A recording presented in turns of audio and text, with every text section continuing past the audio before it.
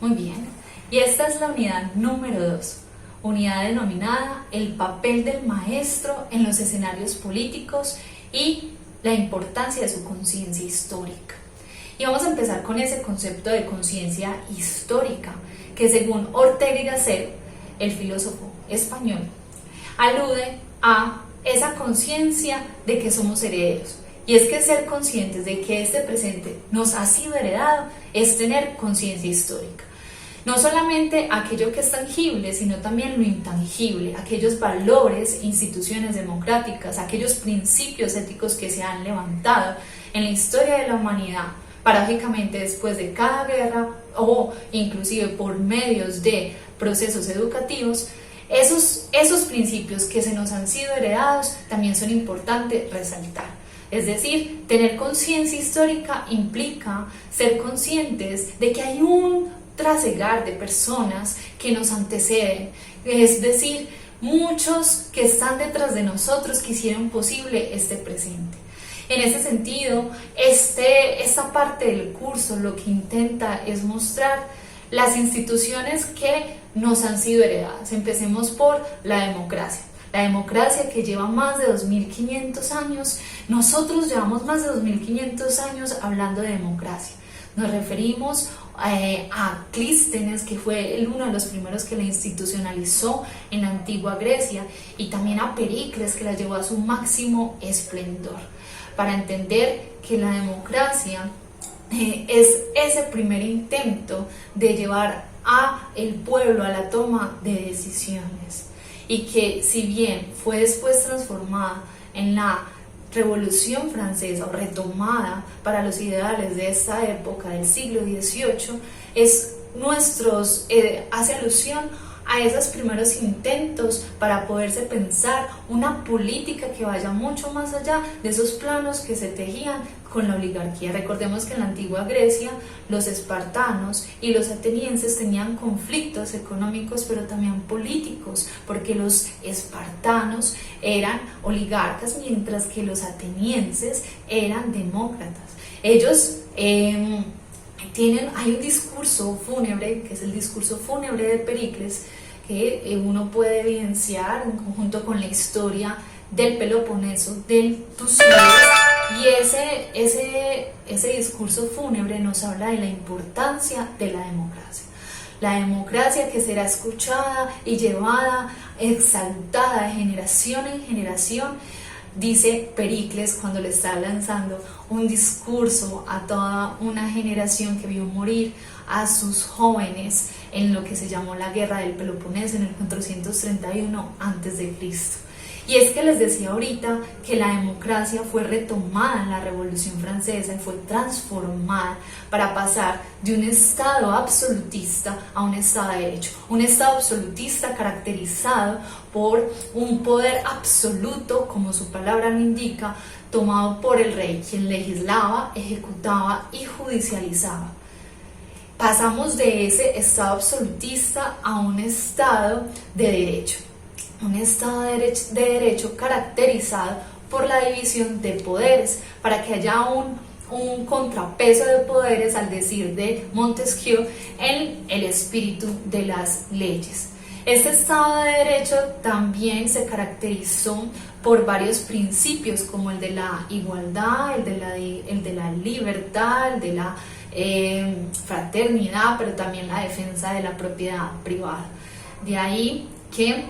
se levanten también algunos intereses burgueses y este Estado de Derecho sea fuertemente criticado por darle privilegio a la defensa, es decir, de estos principios como el de la igualdad y la libertad, pero en un plano formal.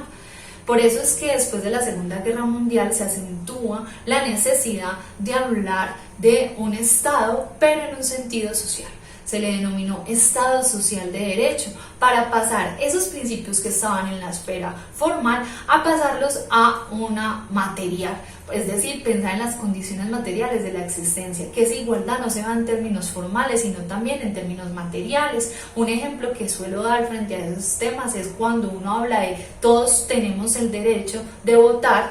y eso en el plano formal suena muy bonito, pero ¿qué pasa cuando las personas tienen dificultades para poder acceder a esas zonas de votación porque viven en la periferia de la ciudad. Entonces hay que darles también accesos económicos para que también tengan esa posibilidad o llevar puestos de votación a esos lugares. De eso trata también un Estado social de derecho, de buscar las condiciones materiales para que la igualdad se haga efectiva. Por tanto, un Estado social de derecho busca una igualdad de oportunidades, un mayor pliego de oportunidades y de derechos que hagan que las personas tengan unas condiciones de vida dignas, por lo menos unas condiciones mínimas vitales de la existencia. En ese sentido, también es importante tener en cuenta que la Constitución Política de Colombia ha sido heredera de todas estas discusiones que se han tejido en el plano del derecho y efectivamente hay algo que se quiere resaltar para poder fortalecer esa conciencia histórica, y es resaltar los primeros artículos que se encuentran en la Carta Magna. En especial tener en cuenta que el primer artículo nos habla de que Colombia es un Estado social de derecho, como lo veníamos diciendo con este concepto, pero también se fundamenta en el concepto de la dignidad, y más adelante dice en el artículo 19 que Colombia es un Estado que se basa en la libertad de culto, y eso también nosotros hemos sido herederos de ello gracias a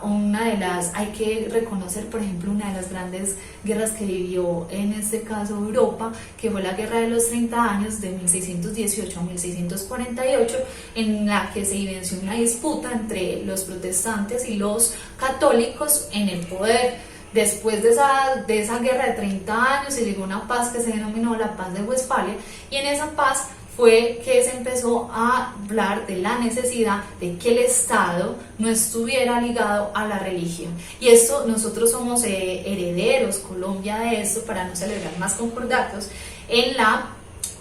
con la Iglesia Católica, sino que después de la Constitución de 1991 se empieza a hablar de la necesidad de desligarse. Recordemos que en la Constitución de 1886 estábamos amparados bajo la figura del Sagrado Corazón y no había esa libertad de culto como si lo hay en la Constitución del 91. Otra de las cosas que son importantes mencionar y que son frutos o legados históricos es el artículo 103 de la Constitución Política de Colombia, que nos habla de la importancia de la participación. Ahí se establecen todos los mecanismos de participación política, como el plebiscito, como el referendo, como la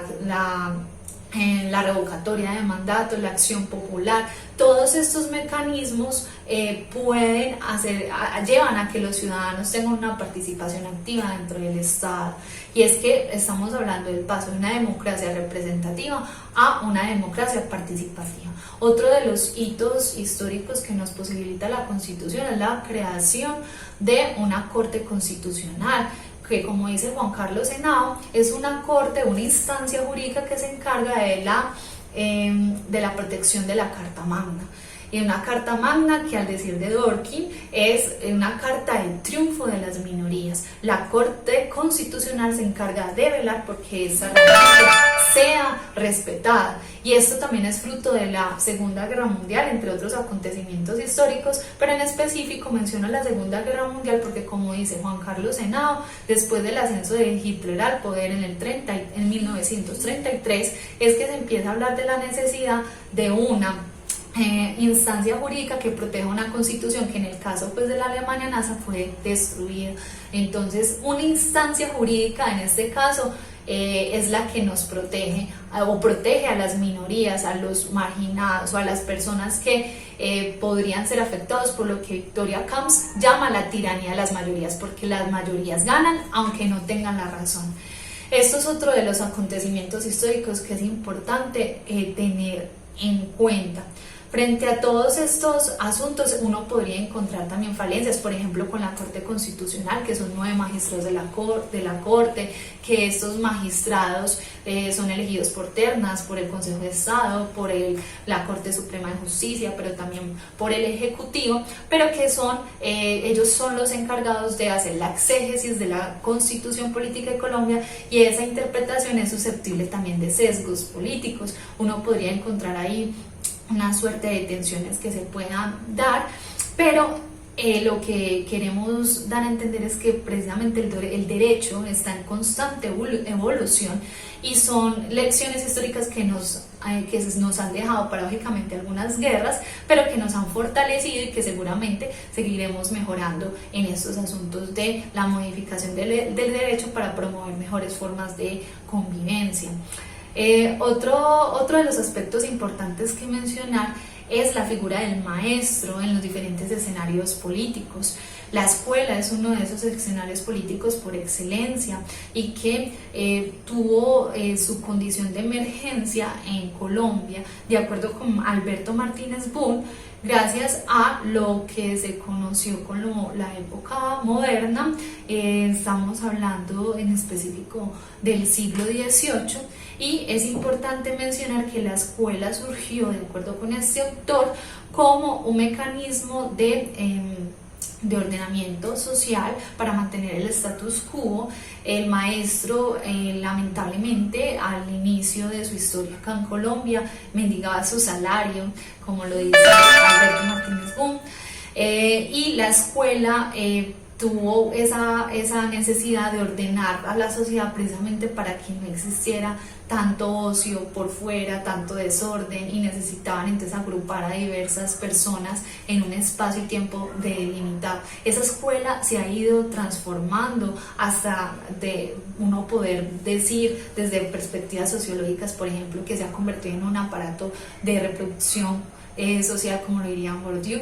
Pero también uno podría decir que esa escuela también puede ser un ámbito en el que se puedan generar agencias políticas y transformadoras. Ahí es donde el maestro tendrá que elegir y sortear estos asuntos o esas encrucijadas en las que se encuentra la escuela para poderse pensar como un maestro intelectual de la pedagogía, pero también como un maestro crítico que pueda contextualizar las experiencias de la afuera y no solamente quedarse en la reproducción de un currículo, sino también ser capaz de producir saber y poder llevar a esos estudiantes a reflexiones cada vez más altas que les permitan pensarse su presente desde nuevas perspectivas. En este sentido se defiende la postura de Girós, de Freire y de María Cristina Martínez, quien lo asume al maestro como un agente de cambio, transformador social, un maestro que es un sujeto político. Esperamos que aprendan mucho en este curso del maestro cómo ser político.